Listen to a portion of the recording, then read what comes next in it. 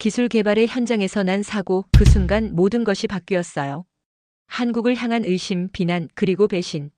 언론은 한국 무기의 치명적 결함이라고 보도했고, 정치인들은 검증되지 않은 아시아 무기라며 계약 파기를 요구했습니다.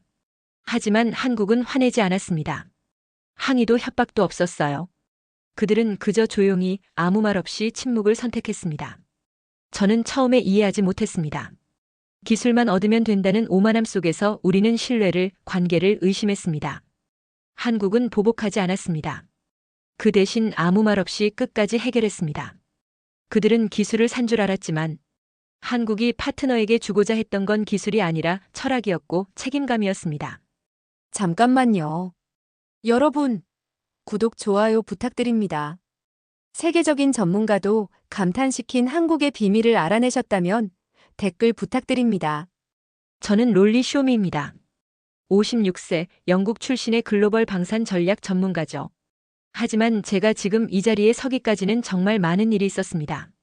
2018년 시리아 북부 알레포 근교에서의 일을 평생 잊을 수 없어요. 당시 저는 영국 국방부 군사외교관으로 근무하면서 현지 작전을 지원하고 있었습니다. 그날 밤 11시경 긴급 정보가 들어왔어요. 적군의 이동 경로에 대한 정보였죠. 제 동료였던 마이클 톰슨 중령이 저에게 확인을 요청했습니다. 롤리, 이 정보 확실한가? 우리 팀 6명의 생명이 걸린 문제야. 하지만 저는 성급했어요. 제대로 검증하지 않고 확실하다고 답했습니다. 그 결과는 참혹했어요. 마이클과 그의 팀이 매복 공격을 당했고 마이클은 그 자리에서 목숨을 잃었습니다. 나머지 3명도 중상을 입었죠. 모든 것이 제 경솔한 판단 때문이었어요. 마이클의 장례식에서 그의 아내 사라가 저를 바라보던 눈빛을 잊을 수 없습니다. 원망도 분노도 아닌 그저 텅 빈 절망의 눈빛이었어요. 그 순간 저는 깨달았습니다. 책임감의 부재가 얼마나 무서운 것인지를. 그 사건 이후 저는 군사외교관직을 그만두고 방황했어요. 밤마다 악몽에 시달렸고 어떻게 살아야 할지 모르겠더라고요. 술로 하루하루를 견뎠지만 죄책감은 사라지지 않았습니다. 2019년 가을 우연히 폴란드 크라쿠프에서 열린 국제방산 컨퍼런스에 참석하게 되었어요. 그곳에서 한국의 한 방산업체 대표의 발표를 들었는데 그 내용이 저에게는 충격이었습니다. 그는 단순히 무기를 파는 것이 아니라 파트너 국가와의 신뢰관계를 최우선으로 한다고 말했어요. 우리는 제품을 판매하는 것이 아닙니다. 평생의 책임을 지는 것입니다라는 그의 말이 제 가슴을 뛰게 했죠. 더 놀라운 것은 한국 기업들의 해외 사업 방식이었어요. 기술 이전과 함께 현지 일자리 창출, 그리고 무엇보다 30년 이상의 장기 지원을 약속하는 것이었습니다. 이런 접근법은 서구 방산업체들과는 완전히 달랐어요. 그 순간 제 가슴 깊은 곳에서 뭔가가 움트기 시작했습니다. 이것이야말로 제가 찾던 답이었어요.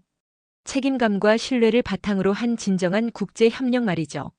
한국이 보여주는 이런 철학이 마이클과 같은 비극을 막을 수 있는 유일한 길이라는 확신이 들었습니다. 그 컨퍼런스 이후 저는 한국 방산업계에 대해 미친 듯이 연구하기 시작했습니다. 알면 알수록 경이로운 것들을 발견했어요. KAI의 수리온 헬기 프로젝트를 보면서 감동받았습니다. 단순히 헬기를 판매하는 것이 아니라 현지 조종사 양성부터 정비 기술자 교육, 그리고 25년간의 운용 지원까지 모든 것을 책임지겠다는 자세였거든요. 더 놀라운 것은 2020년 코로나 상황에서도 한국 기업들이 보여준 책임감이었어요. 인도네시아 KF-21 기술 이전 프로그램에서 팬데믹으로 모든 것이 멈춰 섰을 때도 한국은 포기하지 않았습니다. 온라인 교육 시스템을 새로 개발하고 인도네시아 기술자들이 한국어까지 배울 수 있도록 지원했어요. 그때 저는 깨달았습니다. 한국이 말하는 책임감과 신뢰가 단순한 마케팅 구호가 아니라는 것을 실제로 행동으로 보여주는 살아있는 철학이었어요. 특히 터키의 알타니 사업에서 보여준 한국의 자세가 인상적이었습니다. 터키 측이 일방적으로 계약 조건을 변경하려 했을 때도 한국은 인내심을 갖고 대화로 해결했어요. 결국 터키가 자체 생산할 수 있도록 모든 기술을 이전해 주었죠. 하지만 가장 감동적이었던 것은 한화 시스템이 루마니아에서 보여준 모습이었어요. 현지 직원 한 명이 작업 중 사고를 당했을 때 한국 본사에서 즉시 의료진을 파견하고 가족들의 생활비까지 지원했다는 이야기를 들었거든요. 이런 모습들을 보면서 저는 과거의 실수를 반성하게 되었어요. 만약 제가 마이클에게 정보를 전달할 때 한국 기업들이 보여주는 그런 책임감을 가지고 있었다면 어땠을까요? 3번, 4번 확인하고 동료의 안전을 최우선으로 생각했다면 그런 비극은 일어나지 않았을 겁니다. 점점 저는 한국에 대한 확신이 강해졌어요. 이 나라야말로 진정한 책임감과 신뢰가 무엇인지 보여주는 살아있는 교과서였거든요. 한국의 방산업체들이 세계 곳곳에서 보여주는 이런 철학은 제게 새로운 희망을 주었습니다. 2022년 초 저는 폴란드 방위산업청의 수석 자문위원으로 임명되었습니다. 바로 그때 한국의 K2 전차와 K9 자주포 대규모 도입 프로젝트가 시작되었어요. 초기에는 모든 것이 순조로워 보였습니다. 폴란드는 러시아의 위협에 대응하기 위해 긴급히 현대적인 무기 체계가 필요했고 한국은 이를 신속하게 제공할 수 있는 유일한 나라였거든요. 하지만 2022년 5월부터 이상한 조짐들이 나타나기 시작했어요. 폴란드 내 일부 정치인들이 갑자기 한국과의 계약에 의문을 제기하기 시작한 것이었죠. 특히 야당 지도자 마렉 노바크가 검증되지 않은 아시아 무기라며 공개적으로 비판했어요. 더 심각한 문제는 내부에서 일어났습니다. 폴란드 국방부의 고위 관리였던 야누시 코발스키가 갑자기 계약 조건 변경을 요구한 것이었어요. 한국이 약속한 기술 이전 범위를 2배로 늘리면서도 가격은 그대로 유지하라는 무리한 요구였죠. 6월에 그 회의를 잊을 수 없습니다. 코발스키는 회의실에서 이렇게 말했어요. 한국 제품이 정말 믿을 만하다면 왜 이렇게 가격이 싸냐? 분명히 숨겨진 결함이 있을 것이다. 그 순간 저는 과거의 악몽이 되살아나는 것을 느꼈습니다. 마이클이 제게 정말 확실하냐고 물었던 그 순간처럼 지금도 의심과 불신이 모든 것을 망가뜨리고 있었어요. 현대로템의 김정호 부장과 하나시스템의 박민수 차장의 당황한 표정이 보였습니다. 그들은 최선을 다해 성실하게 협상에 임했지만 상대방의 일방적인 의심과 요구 변경에 어떻게 대응해야 할지 몰라 했어요. 상황은 더욱 악화되었습니다. 7월에는 독일 라인메탈사의 로비스트들까지 폴란드에 나타났어요. 그들은 이 기회를 틈타 검증된 독일 기술로 교체하자고 제안했죠. 가격은 한국의 3배였지만 확실한 안전성을 보장한다는 것이었어요. 그날 밤 저는 잠을 이룰 수 없었습니다. 지난 3년간 한국에 대해 연구하며 쌓아온 확신이 흔들리기 시작했거든요. 정말 제가 한국을 너무 이상화한 것은 아닐까? 과거의 실수를 만회하려는 마음에 객관적 판단을 잃은 것은 아닐까? 하지만 그 순간 저는 한 가지를 깨달았어요. 지금 이 위기야말로 한국의 진짜 실력을 보여줄 기회라는 것을. 진정한 신뢰는 의심받을 때 더욱 빛나는 법이니까요. 2022년 8월 폴란드와 한국 간의 불신은 최고조에 달했습니다. 저는 양쪽 사이에서 어떤 역할을 해야 할지 깊은 고민에 빠졌어요. 코발스키는 제게 사적으로 이렇게 말했습니다. 롤리, 당신이 한국을 추천했지만 솔직히 믿기 어렵소. 전쟁이 코앞에 닥친 상황에서 검증되지 않은 무기를 도입할 수는 없어요. 반면 김정호 부장은 좌절감을 드러냈어요. 부장님, 우리는 정말 최선을 다하고 있는데 폴란드 측이 계속 의심만 하네요. 이렇게 신뢰가 없으면 어떻게 파트너십을 맺을 수 있겠어요? 그 순간 저는 과거의 트라우마가 되살아나는 것을 느꼈습니다. 마이클에게 확신 없는 정보를 전달했던 그날처럼 지금도 저의 판단이 많은 사람들의 운명을 좌우할 수 있다는 무게감이 짓눌렀어요. 어느 날 밤 바르샤바 호텔 방에서 혼자 앉아 있는데 갑자기 깨달음이 왔습니다. 제가 지금 해야 할 일은 한국을 변호하는 것이 아니라 양쪽 모두가 진정으로 원하는 것이 무엇인지 찾아내는 것이었어요. 폴란드가 원하는 것은 확실한 안전 보장이었고 한국이 원하는 것은 진정한 파트너십이었죠. 그리고 저는 지난 몇 년간 한국을 연구하면서 그들이 정말로 특별한 무언가를 가지고 있다는 것을 확신하고 있었어요. 그때 저는 결정적인 아이디어를 떠올렸습니다. 한국의 진정한 가치를 증명할 수 있는 방법을 찾은 것이었어요. 단순히 말로 설득하는 것이 아니라 실제 행동으로 보여주는 것 말이죠. 저는 양측에 제안했습니다. 한국 측에는 더 과감한 신뢰의 표시를 보여달라고, 폴란드 측에는 그 신뢰에 응답할 기회를 달라고 요청했어요. 이것이야말로 과거의 실수를 만회하고 진정한 책임감을 보여줄 수 있는 순간이라고 확신했습니다. 2022년 9월 저는 획기적인 제안을 했습니다. 한국이 먼저 신뢰의 증표를 보여주자는 것이었어요. 폴란드가 원하는 모든 것을 선제적으로 제공하고 그 결과로 신뢰를 쌓아가자는 전략이었죠. 한국 측 반응은 놀라웠습니다. 현대로템과 하나시스템은 저의 제안을 즉시 받아들였어요. 김정호 부장은 이렇게 말했습니다. 우리는 한국 기업입니다. 먼저 베푸는 것이 우리의 방식이에요. 가장 먼저 한국이 보여준 것은 투명성이었어요. 모든 기술 자료를 공개하고 폴란드 전문가들이 한국 공장을 자유롭게 견학할 수 있도록 했습니다.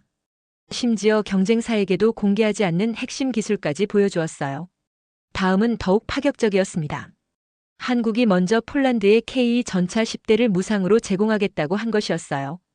6개월간 실전 테스트를 해보고 만족하지 않으면 계약을 파기해도 된다는 조건이었죠. 코발스키는 이런 제안을 듣고 완전히 놀랐습니다. 이런 식으로 사업하는 회사는 처음 봅니다. 정말로 자신들 제품에 그렇게 확신이 있다는 말인가요? 하지만 진짜 놀라운 것은 그 다음이었어요. 하나시스템이 폴란드 루블린에 동유럽 서비스 센터를 먼저 설립하겠다고 발표한 것이었습니다. 계약이 성사되기도 전에 말이죠. 이 센터에서는 K9 자주포뿐만 아니라 천공 방공 시스템까지 관리하겠다고 했어요. 더 놀라운 제안이 이어졌습니다. 폴란드 기술자 50명을 한국으로 초청해서 6개월간 무료 교육을 실시하겠다는 것이었어요. 항공료, 숙박비, 생활비까지 모두 한국이 부담하겠다고 했죠. 이런 한국의 모습을 보면서 저는 감격했습니다. 이것이야말로 제가 그토록 찾던 진정한 책임감의 모습이었어요.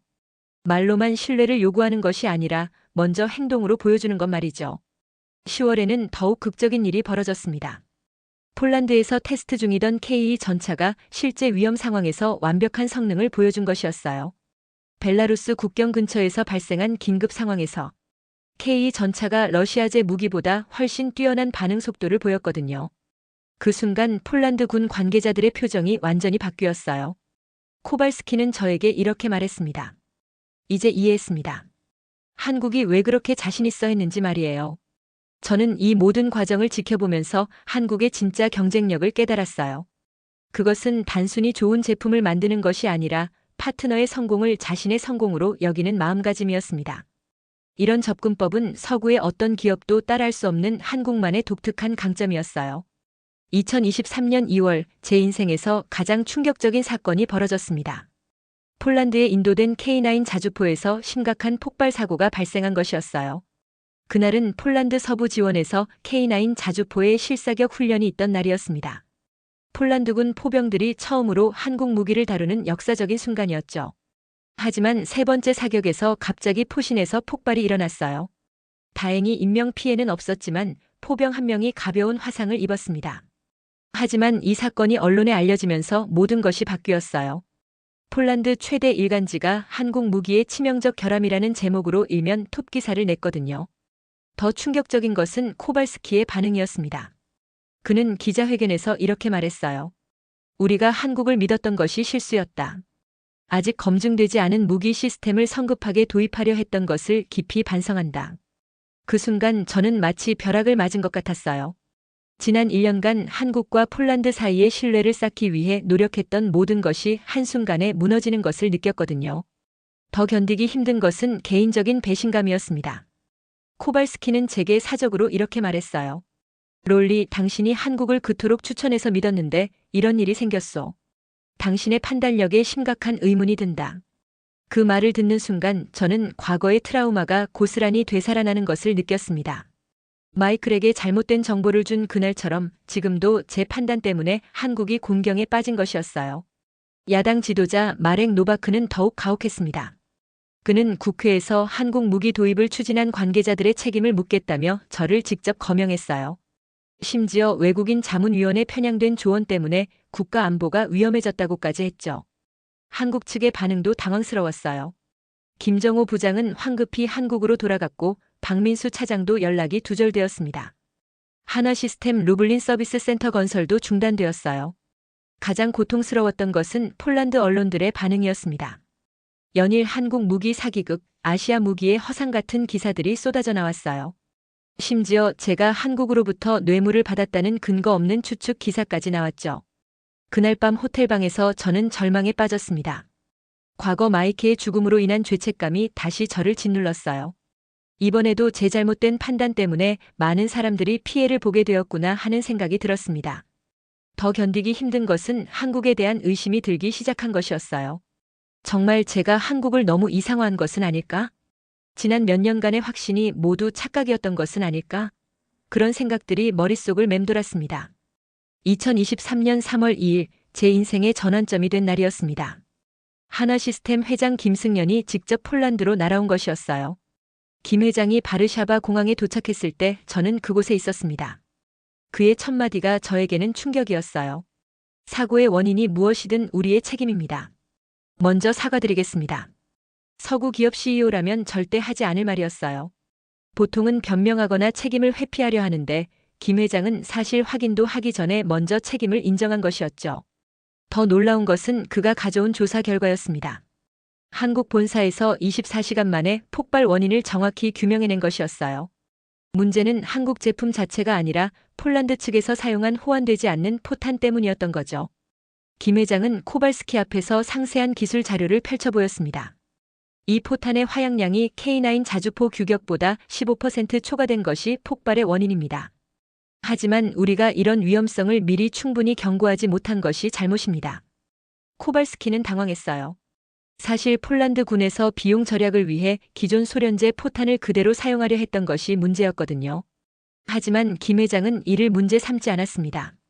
오히려 그는 더욱 놀라운 제안을 했어요. 우리가 새로운 안전 시스템을 개발해서 어떤 포탄을 사용해도 안전하도록 업그레이드 해드리겠습니다. 비용은 저희가 부담하고요. 저는 그 순간 한국의 진짜 힘을 깨달았습니다. 문제가 자신들 탓이 아니라는 것을 증명할 수 있었는데도 오히려 더 큰 책임을 지겠다고 나선 것이었어요. 하지만 진짜 충격은 그 다음에 왔습니다. 김 회장이 제게 따로 이렇게 말한 것이었어요. 롤리 씨, 지금 많이 힘드시죠? 저도 비슷한 경험이 있어서 이해해요. 하지만 이런 시련이야말로 더 강한 신뢰를 만드는 기회입니다.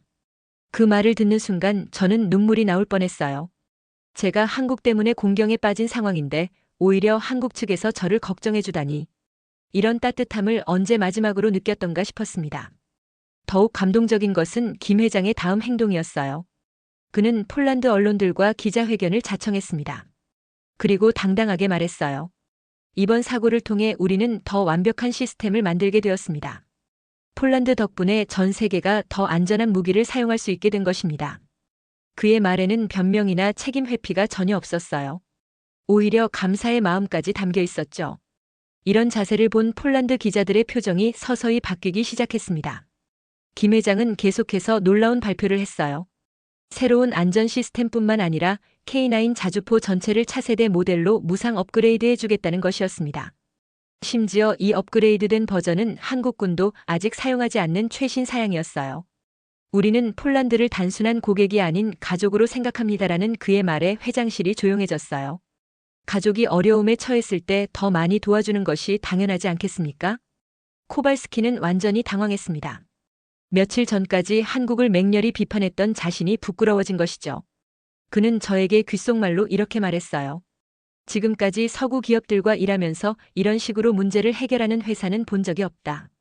가장 놀라운 순간은 그 다음이었습니다.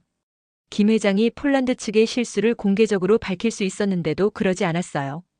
오히려 우리가 현지 상황을 충분히 고려하지 못했다며 모든 책임을 자신들이 졌습니다. 이런 모습을 본 폴란드 언론들이 완전히 돌아섰어요. 며칠 전까지 한국을 비판했던 그 언론들이 이제는 한국의 놀라운 책임감이라는 제목으로 찬사를 보냈습니다.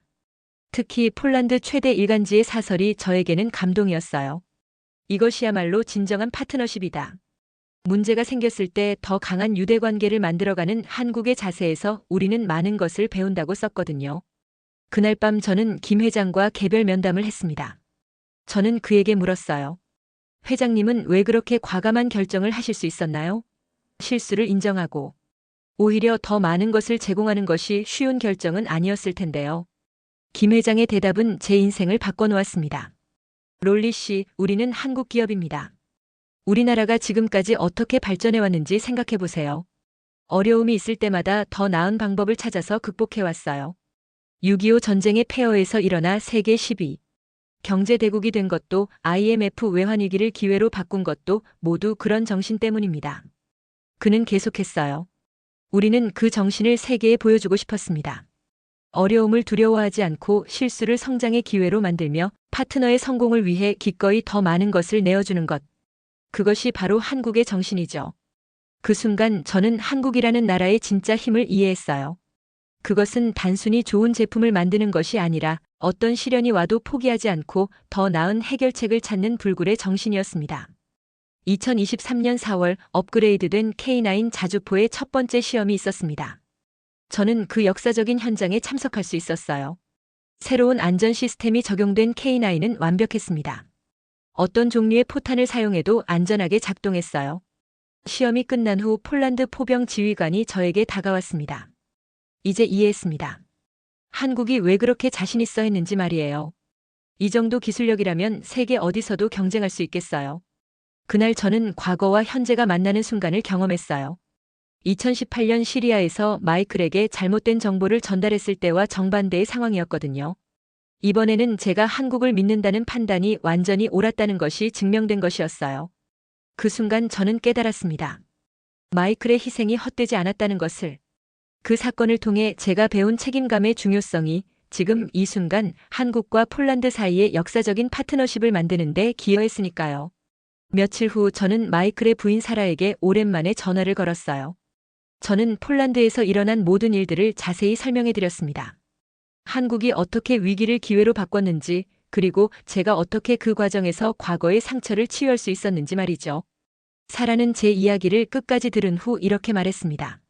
롤리, 마이클이 살아있다면 당신이 이렇게 성장한 모습을 보고 정말 자랑스러워했을 거예요.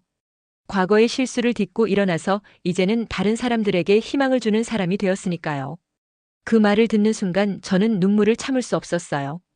5년 동안 저를 괴롭혔던 죄책감이 드디어 해소되는 것을 느꼈거든요. 마이클의 희생을 통해 제가 배운 교훈이 지금 더 많은 사람들에게 도움을 주고 있다는 확신이 들었습니다. 코발스키도 저에게 찾아와 사과했어요. 롤리, 당신의 판단이 옳았습니다. 한국이야말로 진정한 파트너예요. 제가 성급하게 의심했던 것을 사과합니다. 하지만 제게 가장 큰 깨달음을 준 것은 김승연 회장과의 마지막 대화였어요. 그는 제게 이렇게 말했습니다. 롤리 씨, 이번 일을 통해 우리는 서로를 더 깊이 이해하게 되었어요. 진정한 파트너십은 어려움을 함께 극복할 때 만들어지는 것이죠. 저는 이제 확신합니다. 한국과 함께 일하기로 한 제 선택이 인생 최고의 결정이었다는 것을. 한국의 책임감과 신뢰를 통해 저 역시 과거의 상처를 치유하고 새로운 사람으로 거듭날 수 있었거든요. 한국이 보여준 것은 단순한 비즈니스 성공이 아니었어요. 어떤 어려움이 와도 포기하지 않고 실수를 성장의 기회로 만들며 파트너의 성공을 위해 기꺼이 희생하는 정신이었습니다. 이것이야말로 세계가 한국으로부터 배워야 할 진정한 가치였어요. 2024년 2월 저는 브뤼셀에서 열린 나토 방산협력회의에서 기조연설을 하게 되었습니다. 청중들 앞에서 저는 폴란드 한국 협력 사례를 생생하게 소개했어요. 특히 위기 상황에서 한국이 보여준 놀라운 대응에 대해 자세히 설명했죠. 여러분, 저는 한국에서 21세기 글로벌 리더십의 새로운 모델을 보았습니다라고 시작한 연설에서 저는 확신에 찬 목소리로 말했어요. 한국은 단순히 제품을 파는 것이 아니라 파트너의 성공을 위해 함께 성장하는 길을 보여주었습니다. 연설이 끝나자 회장은 기립박수로 가득 찼습니다. 독일 국방부 차관이 첫 번째로 질문했어요. 한국 기업들이 그런 과감한 결정을 할 수 있었던 비결이 무엇인가요? 저는 자신 있게 대답했습니다. 그것은 바로 한국이라는 나라가 가진 특별한 DNA 때문입니다. 전쟁의 폐허에서 일어나 세계 10위 경제대국이 된 불굴의 정신, 어려움을 기회로 바꾸는 놀라운 능력, 그리고 무엇보다 파트너의 성공을 자신의 성공으로 여기는 따뜻한 마음가짐이죠. 프랑스 탈레스 그룹 CEO는 감탄하며 말했어요. 우리도 한국과 같은 방식으로 사업을 해보고 싶습니다. 하지만 솔직히 말해서 그런 과감한 결정을 내리기가 쉽지 않아요. 한국의 접근법은 정말 혁명적입니다. 이탈리아 레오나르도 사대표도 비슷한 반응이었습니다. 한국의 방식은 우리가 지금까지 생각해온 비즈니스 패러다임을 완전히 바꿔놓았어요. 단기 이익보다 장기적 신뢰를 우선시하는 것, 그것이야말로 진정한 글로벌 리더십입니다. 회의가 끝난 후 여러 나라 대표들이 저에게 몰려왔어요. 네덜란드 국방부 관계자는 한국의 천공 방공 시스템 도입을 즉시 검토하겠다고 했고, 노르웨이 정부는 한국과의 차세대 잠수함 공동 개발에 적극 참여하고 싶다고 밝혔죠. 가장 상징적이었던 것은 스페인 대표의 반응이었어요. 지금까지 우리는 미국이나 독일, 프랑스 기업들과만 일해왔는데 그들은 절대 한국처럼 하지 않습니다. 문제가 생기면 책임을 회피하거나 추가 비용을 요구하죠. 한국의 방식은 완전히 새로운 패러다임입니다. 2024년 상반기에는 더욱 놀라운 일들이 벌어졌습니다. 체코 정부가 한국의 K2 전차 도입을 결정하면서 아예 한국 방식으로 계약하고 싶다고 요청한 것이었어요. 장기 파트너십과 기술 이전, 현지 생산을 모두 포함하는 포괄적 협력을 원한다는 것이었죠. 슬로바키아는 더 나아가 폴란드보다 더 좋은 조건을 달라고 요구했어요. 한국의 K9 자주포뿐만 아니라 한국이 폴란드에 제공한 것과 같은 수준의 기술 지원과 인력 양성까지 포함해서 말이죠. 가장 놀라운 변화는 독일에서 일어났습니다. 그동안 세계 방산업계의 절대 강자였던 라인메탈 CEO가 직접 한국을 방문해서 한화 시스템과의 협력 방안을 논의했다는 소식을 들었을 때는 정말 감격스러웠어요. 저는 이런 변화들을 지켜보면서 한국이 얼마나 대단한 나라인지 새삼 깨달았습니다. 불과 70년 전만 해도 세계 최빈국 중 하나였던 나라가 이제는 전 세계가 배우고 싶어하는 새로운 모델을 만들어낸 것이죠. 이것이야말로 진정한 기적이 아닐까요? 지금 저는 서울 강남구에 있는 제 사무실에서 이 글을 쓰고 있습니다. 2024년 12월 저는 한국 정부로부터 국가방산산업발전 공로 대상을 받았어요. 외국인으로서는 처음 받는 영예였죠. 시상식이 열린 청와대에서 저는 감격스러운 마음으로 무대에 올랐습니다. 수상 소감에서 저는 이렇게 말했어요. 한국이 저에게 준 것은 단순한 비즈니스 기회가 아니었습니다. 새로운 삶의 의미였고 과거의 상처를 치유할 수 있는 희망이었어요. 그리고 무엇보다 진정한 책임감과 신뢰가 무엇인지 가르쳐준 인생의 은사였습니다. 시상식에는 그동안 함께 일했던 모든 분들이 참석했어요. 현대로템의 김정호 사장은 이제 글로벌 사업을 총괄하는 부회장이 되어 있었고 한화시스템의 박민수 부사장도 유럽 총괄 책임자로 승진해 있었죠. 폴란드에서 야누시 코발스키도 특별히 참석해 주었어요. 야누시는 저에게 놀라운 소식을 전해 주었습니다. 폴란드 정부가 주도해서 한국-동유럽 방산협력기구를 정식 출범시킨다는 것이었어요. 이제 한국의 방식이 하나의 국제 표준이 되고 있다는 증거였죠. 롤리, 당신이 처음 한국을 추천했을 때는 반신반의했습니다. 하지만 지금은 확신해요. 한국이야말로 21세기가 원하는 진정한 글로벌 리더라는 것을 말이에요. 시상식이 끝난 후 저는 한강공원을 걸으며 깊은 생각에 잠겼어요. 6년 전 시리아에서의 그 끔찍한 사고를 떠올렸습니다. 마이클과 그의 팀원들이 희생되었던 그날, 저는 제 인생이 끝났다고 생각했어요. 하지만 지금 돌이켜보니 그것이 새로운 시작의 신호였던 것 같아요. 한국이 가르쳐준 가장 중요한 교훈은 이것이었습니다. 실수나 실패가 끝이 아니라 더 나은 미래를 만들어가는 출발점이 될 수 있다는 것이요. 한국이라는 나라 자체가 그런 정신으로 만들어진 기적 같은 나라니까요. 전쟁의 폐허에서 일어나 세계 10위 경제대국이 된 것, IMF 외환위기를 기회로 바꾼 것, 그리고 이제는 전 세계가 배우고 싶어하는 새로운 비즈니스 모델까지 만들어낸 것 모두가 그런 불굴의 정신 때문이었어요. 얼마 전 마이클의 부인 사라가 런던에서 서울로 편지를 보내왔어요. 그녀는 이렇게 썼습니다. 롤리, 당신이 한국과 함께 이룬 모든 성과들을 보면서 마이클도 천국에서 미소 짓고 있을 거예요. 그의 희생이 결국 전 세계에 희망을 주는 일로 이어졌으니까요. 지금 저는 새로운 꿈을 실현하고 있습니다. 한국의 방산 기술과 철학을 아프리카와 남미에도 전파하는 일이에요. 이미 나이지리아와 콜롬비아, 페루에서 한국 방식의 파트너십을 요청하고 있거든요. 매일 아침 저는 한국의 감사의 마음을 느껴요. 절망에 빠져 있던 한 영국인에게 새로운 삶의 목적을 제시해준 나라, 과거의 실수를 딛고 일어설 수 있는 용기를 준 나라, 그리고 진정한 글로벌 리더십이 무엇인지 보여준 나라니까요. 지금 이 순간 저는 한국인이 아니지만 한국을 세계에서 가장 자랑스러운 나라라고 당당히 말할 수 있어요. 한국의 위대함을 전 세계에 알리는 것이 저의 남은 인생을 바칠 사명이 되었거든요. 한국이 세계에 선사하는 가장 소중한 선물은 바로 이것입니다. 책임감과 신뢰를 바탕으로 한 진정한 협력, 함께 성장하고 함께 성공하는 파트너십, 그리고 어떤 어려움도 기회로 바꿀 수 있다는 불굴의 정신 말이에요. 한국 정말 고맙습니다. 당신들이야말로 이 세상을 더 나은 곳으로 만들어가는 진정한 희망입니다. 오늘의 사연은 여기까지입니다. 함께 해주신 여러분 감사합니다. 여러분의 의견을 댓글로 남겨주세요. 우리 감동은 여러분과 늘 함께 하겠습니다. 건강하세요.